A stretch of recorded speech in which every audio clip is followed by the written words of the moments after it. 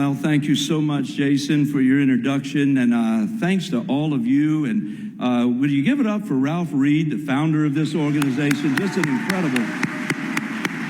incredible leader. Listen, whenever I would even consider stepping into this arena, Ralph Reed would be one of the first calls that I would make and ask him what he thought. And not only is Ralph somebody that is willing to tell you what God lays on his heart, but he's willing to stand beside you every step of the way. And I have found him to be a fighter that I always wanted by my side for anything that we are walking through. And I want to say to you again today, Ralph, thank you. Thank you for who you are, the man of God that you are, and for this incredible conference and this organization. You know, it doesn't take but about 5 seconds after I came through that door and just looked around this room, and I knew I was home. I knew I was home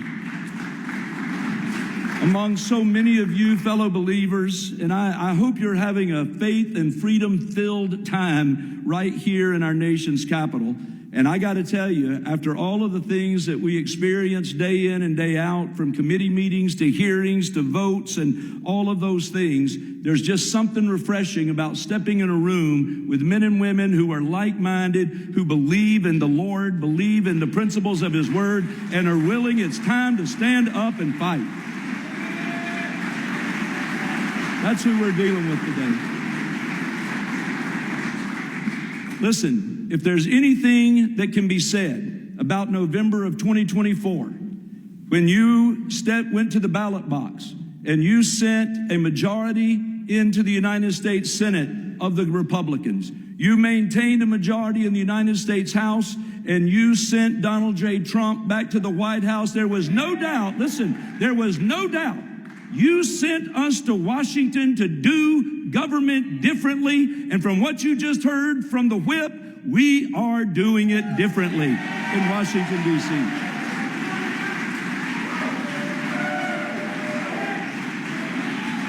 And it's only because people like you have been willing to stand. And under the Republican trifecta led by President Donald Trump, faith is back in America.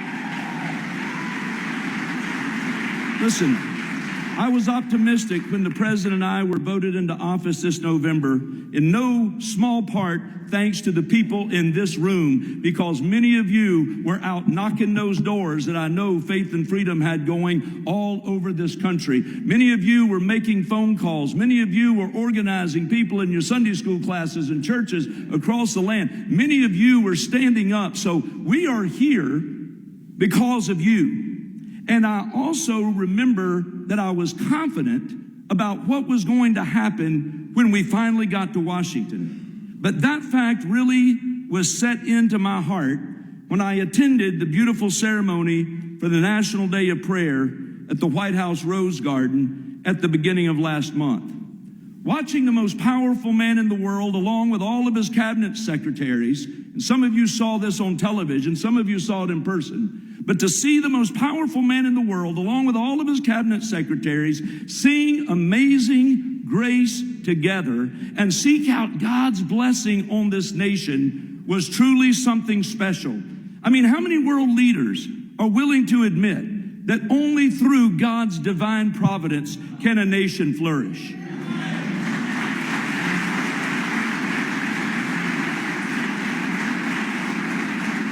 And then, as only President Trump could do at the end of that incredible prayer event at the White House, he stepped up and established a Religious Liberty Commission to confront censorship and the threats against people of faith. He understands that religious liberty is a cornerstone of our nation, and I could not be more proud to stand with this president in the fight to protect our constitutional right to worship freely.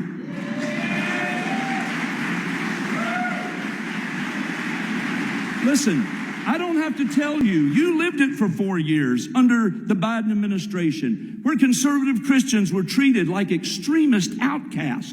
One, pro-life grandmothers imprisoned under the unconstitutional FACE Act for simply praying outside of abortion mills. 2, mothers and fathers who attended school board meetings in the hopes of removing males from their daughters' locker rooms and LGBT pornographic books from school libraries were thanked by what? Being placed on FBI watch list. And third, as third world illegal aliens ravaged our cities and murdered Americans with fentanyl, the intelligence community sent around memos instructing federal resources to be used to target Catholic churches instead of focusing on the criminals the administration purposely let in through our borders. The hypocrisy was astounding. I'm here to tell you today, I for one am thankful with the Republican trifecta and President Trump, those days are behind us today.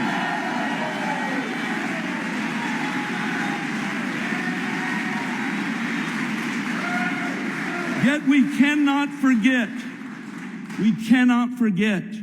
in addition to keeping Americans safe with a historically secure border, looking after American workers by inviting trillions of investments to our country, and reestablishing global dominance with our actions in the Middle East, President Trump has also done a remarkable job of looking after the soul of our nation. As soon as he was sworn into office, he made it clear that the anti-Christian nonsense that has plagued our country had no place in this federal government.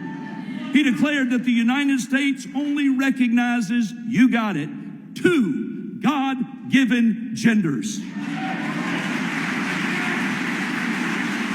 He protected minors from irreversible genital mutilating surgeries that the left happily cheered on. He's ensured the safety of young girls in sports after the failed experiment of transgender athletes had resulted in too many dreams being dashed, too many women being injured and made uncomfortable in their own spaces.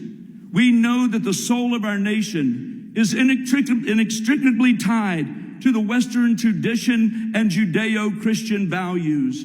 Our founding fathers weaved Christian justice and natural law into the fabric of our country. While these principles have been eroded for decades by left-wing nonsense and a growing trend towards secularism, I'm confident, and I can feel it even in this room, that that tide is turning, both in the hearts of our government officials and also in the hearts of the American people, in no small part due to the great work of faith and freedom of which you are a part. Listen to me. Government works best when it gives people room to engage with their Creator over decisions they know best, like how to raise their children and how to develop their businesses. After all, it's what our founding fathers envisioned: a limited federal government accountable to the American people. And we will not back up from that. There's no space for bureaucrats in D.C. to have the authority over the education of your children ahead of local teachers and parents and secular careerists in 3-letter agencies. They should have no power to disrupt the operation of churches, but yet under the growing bureaucracy that President Trump is heroically trying to shrink, that's exactly what all of us have felt is taking place. For example, the IRS cast a cloud over the free speech of American pastors, threatening to withhold the crucial tax-exempt status of churches if they engage in political speech. Well, last time I checked, the First Amendment protected that speech, and that's why, since I got to Washington, D.C., I've already introduced a bill that will ensure that pastors can speak freely to their congregations according to their conscience without the IRS. Without the IRS, threats over their heads.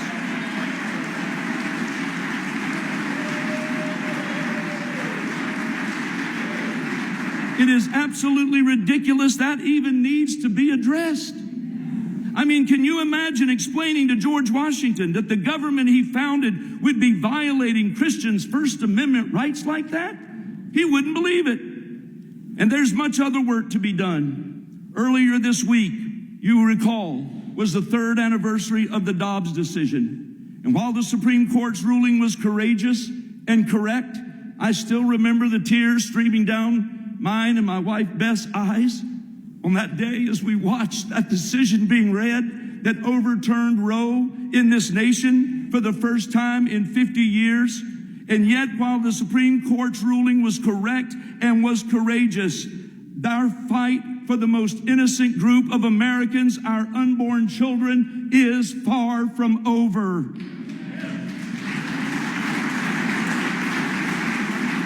In fact, due to the rise in telehealth chemical abortions, the total number of abortions in our country has actually risen since the decision. I've been working on that issue ever since I arrived here in Congress, introducing a bill that would effectively criminalize the practice of abortion by mail. We want to put an end to being able to send an abortion pill through the mail all over the country.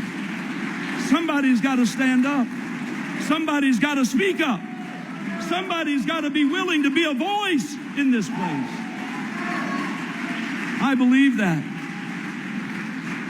And I want you to know it is also our job and it is our calling as conservatives to raise awareness to this crucial issue and put pressure on your elected representatives to end the evil of abortion once and for all.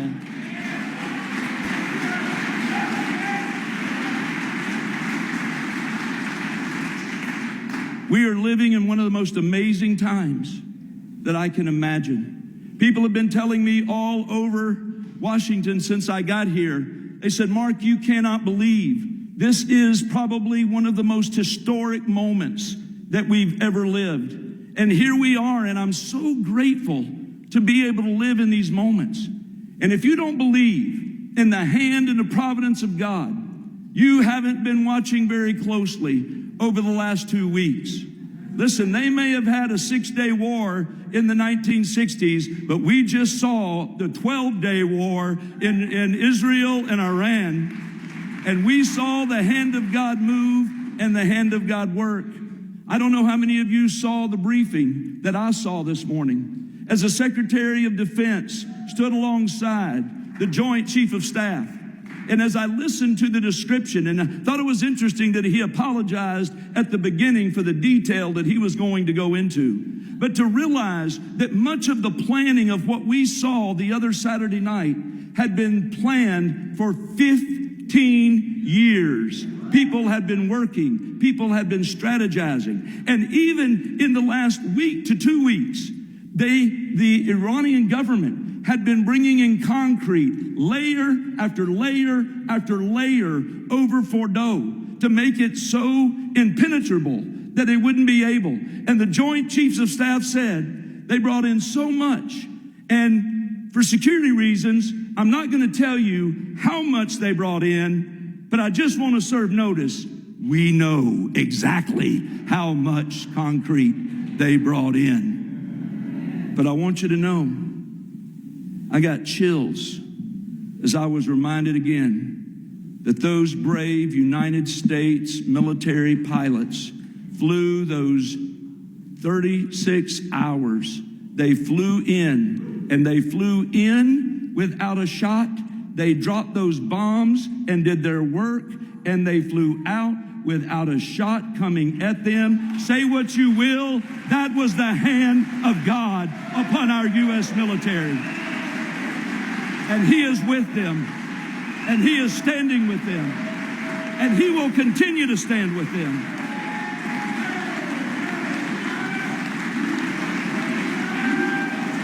USA, USA, USA, USA, USA. Man, y'all get me going. We could be here a while, Ralph. Now listen to me. I want you to know there is lots of work still yet to be done. And you have been a part, those of you from the 8th District of North Carolina and those of you from across North Carolina have been a part of giving me the blessing and honor and privilege that I think about every day when I walk through the halls of this Congress. And when I walk onto the floor of the House and I pray about and seriously consider the votes that I'm being asked to take, and to realize and recognize that my almost 11 grandchildren, the 11th's coming in December, that my almost 11 grandchildren, that the life that they will grow up in, the America they will know and raise their children in so many ways, depends on what you and I are going to do in this day and in this generation. House Republicans are optimistic that these next 2 years we can make serious progress to rectify the damage of the past. We want to ensure Americans can once again live in peace and safety, once again secure our children's future, and yes, once again be respected on the international stage as a country once again. And I would just say to you this afternoon that I would humbly ask each one of you to pray for us in Congress that we may not stumble.